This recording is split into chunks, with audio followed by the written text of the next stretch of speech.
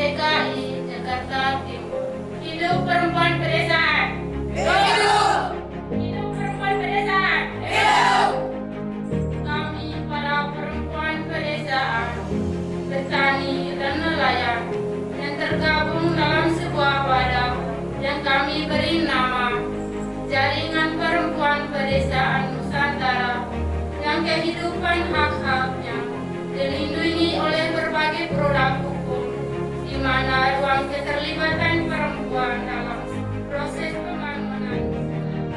Maria Gordy Aide, a rural woman from Ende, East Nusa Tenggara, reads the declaration text at the first Congress of the Nusantara Rural Women Network on December 9, 2019 in Jakarta. A total of 29 rural women from 24 rural women's communities in Java, Sumatra, Sulawesi, and East Nusa Tenggara. Ada satu kebutuhan untuk membangun sebuah wadah atau satu organisasi sebagai alat untuk memperjuangkan hak-hak para perempuan pedesaan, terutama di dalam memperoleh keadilan yang berspektif dengan keadilan gender seperti itu. Proses CPPN itu kurang lebih kita ada pertemuan 6 kali. Itu dimulai dari teman-teman di Aceh, Jawa Barat, Sulawesi, kemudian di Sulawesi Selatan, kemudian kita ada di Jogja, dan kemudian terakhir kita ada di Jakarta dengan mendeklarasikan hadirnya Jaringan Perempuan Pedesaan Nusantara yang kemudian kita sebut sebagai Kongres pertama Jaringan Perempuan Pedesaan Nusantara. Nah, proses kegiatan ini kami juga difasilitasi oleh Rekordo, dan ini sangat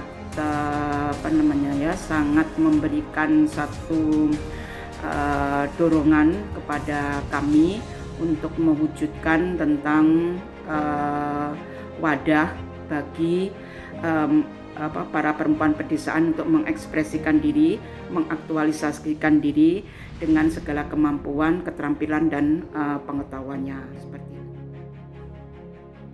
Ketika melihat bagaimana perempuan pedesaan itu sudah tidak bisa berkontribusi di dalam pertanian.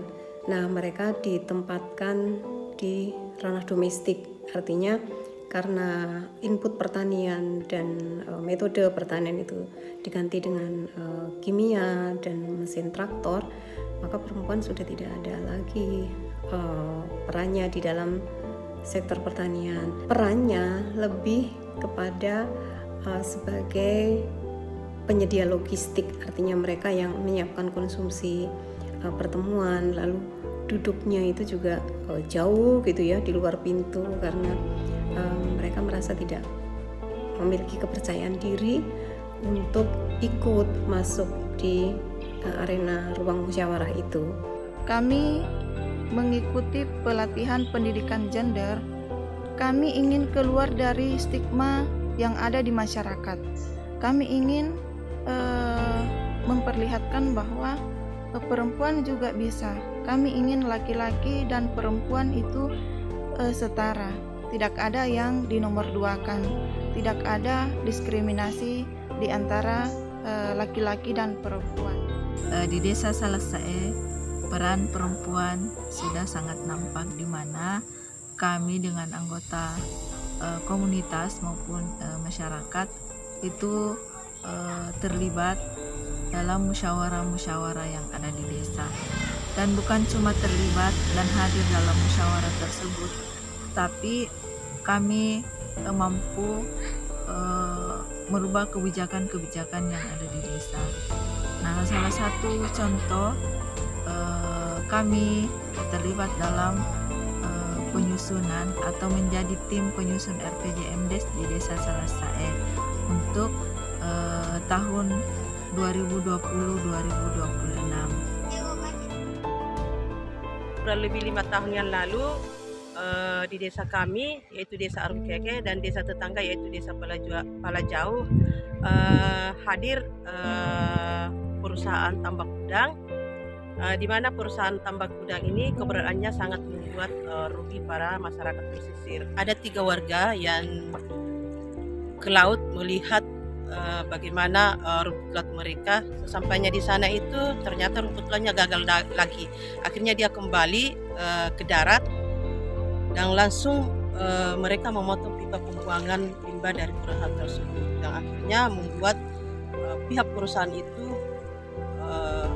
marah, dan akhirnya ketiga orang ini dilaporkan dan menjadi tersangka, kemudian dikirim ke Polres Kabupaten Cirebon. Nah, kami dari komunitas perempuan nelayan Sipitangari bersama dengan warga tidak menerima ini karena mereka sudah menjadi korban, kemudian mereka sudah disalahkan dan dijadikan tersangka. 2012 penambangan di Desa Pak Dingin mulai masuk dan dilakukan sendiri oleh oknum kepala desa dan oknum ketua BPD. Akhirnya di 2019 saya berhasil bersama dengan kawan-kawan di Sepakat dan Taim untuk kemudian mengeluarkan sebuah surat kesepahaman antara pemerintah desa, ketua BPD dan masyarakat untuk bersama-sama melakukan pengelolaan sumber daya alam secara berkelanjutan. Yang pertama itu tidak menjual, petani dilarang menjual sawah ke penambang. Yang kedua adalah pengelolaan sumber, dilarang segala bentuk penambangan itu dilarang, pengambilan material dari sini keluar. Yang ketiga adalah kita bersepakat untuk pengelolaan sumber daya berkelanjutan itu di Desa Pak Dingin, yaitu menjadikan desa ini sebagai pusat pendidikan pertanian alami. The birth of JPP Nusantara is as a forum for rural women to move together and a support system for rural women.